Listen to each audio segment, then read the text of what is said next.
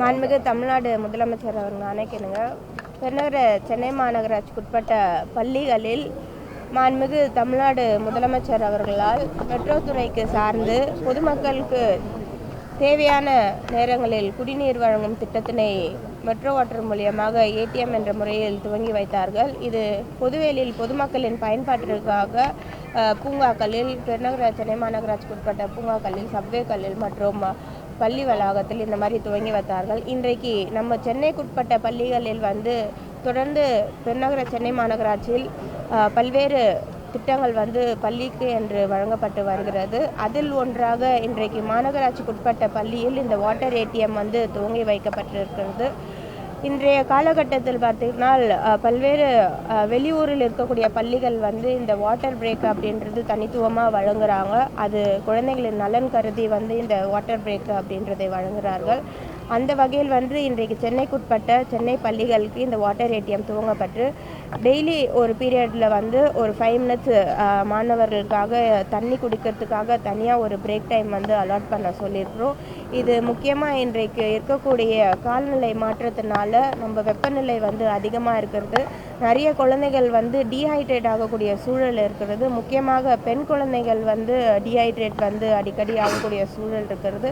அதனால இன்றைக்கு திட்டத்தை மாநகராட்சிக்குட்பட்ட பள்ளிகளில் துவங்கி வைத்திருக்கிறோம்.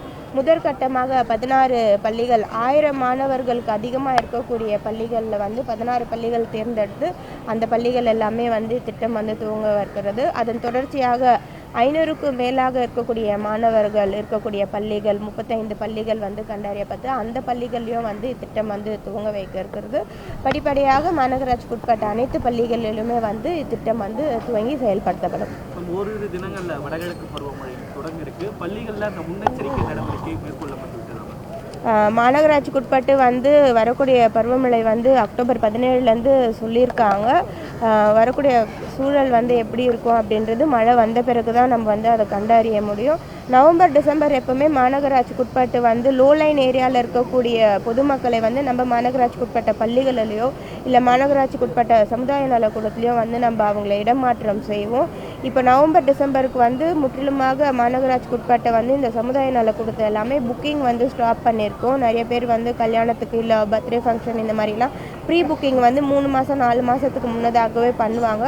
அது எல்லாமே நவம்பர் டிசம்பர் மாதத்தில் பண்ணாத அளவுக்கு நம்ம அந்த புக்கிங் எல்லாமே ஸ்டாப் பண்ணியிருக்கோம். பொதுமக்களுக்கு தேவையான அடிப்படையில் இந்த சமுதாய நலக்கூடத்தில் அவர்களை மாற்றிட செய்ய வேண்டிய அவசியம் இருந்தால் இந்த மாதிரி முன்னேற்பாடு நடவடிக்கை ஏற்பட்டிருக்கிறது.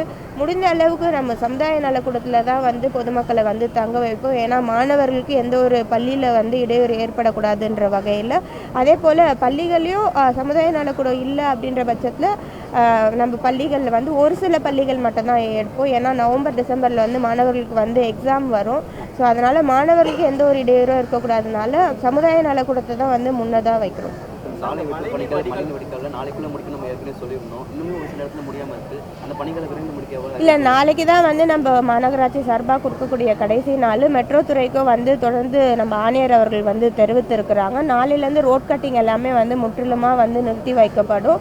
இதுக்கப்புறம் மழை முடிந்த பிறகு ஜனவரி மாதம் உள்ள தான் இந்த ரோட் கட்டிங் எல்லாமே மீண்டும் துவங்கப்படும். வடிகால் பணிகள் எந்த அளவுக்கு சில இடங்கள் மழைநீர் வடிகால் பணிகள் அப்படியே இருக்குது.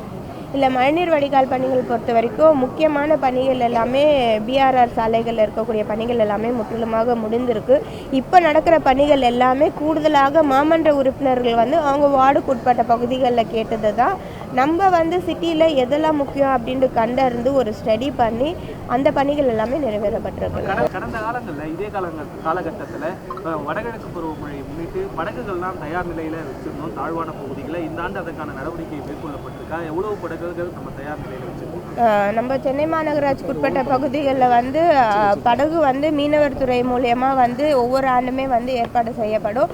கடந்த ஆண்டு மாநகராட்சி சார்பாகவே படகுகள் வாங்கப்பட்டு மீனவர்களிடம் ஒப்படைக்கப்பட்டு மழைக்காலங்கள் தேவையின் அடிப்படையில் நாங்கள் அதை பயன்படுத்திக்கிறோம் அப்படின்றத தெரிவித்திருக்கிறோம். இந்த ஆண்டும் அதே போல் அவர்களிடமிருந்து நம்ம மாநகராட்சி சார்பாக வாங்கின படகுகளோ சரி, கூடுதலாக தேவையாக இருந்தாலும் மீனவர்கள் துறை மூலயமா தெரிவித்து அவங்கக்கிட்டையும் நம்ம அலைன் பண்ணியிருக்கோம். மாநகராட்சி சார்பாக இந்த பணிகள் நடைபெறல வீட்டுகளுக்கு மடுகளை வாங்கி வச்சுக்கோங்க அப்படின்னு சொல்லி எதிர்கட்சிகள் குற்றச்சாட்டு வைக்கிறாங்க. அவங்களுக்கு என்ன சொல்றது? எதிர்கட்சிகள் குற்றச்சாட்டு வைக்கிறதுக்கு தான் எதிர்கட்சிகள் இருக்கிறாங்க. ஒவ்வொரு ஆண்டுமே களத்தில் நிற்கக்கூடியவர்கள் தான் நம்முடைய மாண்புமிகு தமிழ்நாடு முதலமைச்சர், துணை முதலமைச்சர் அவர்கள், உள்ளாட்சி பிரதிநிதிகள், சட்டமன்ற உறுப்பினர்கள், அமைச்சர் பெருமக்கள் எல்லாருமே களத்தில் நிற்கிறாங்க.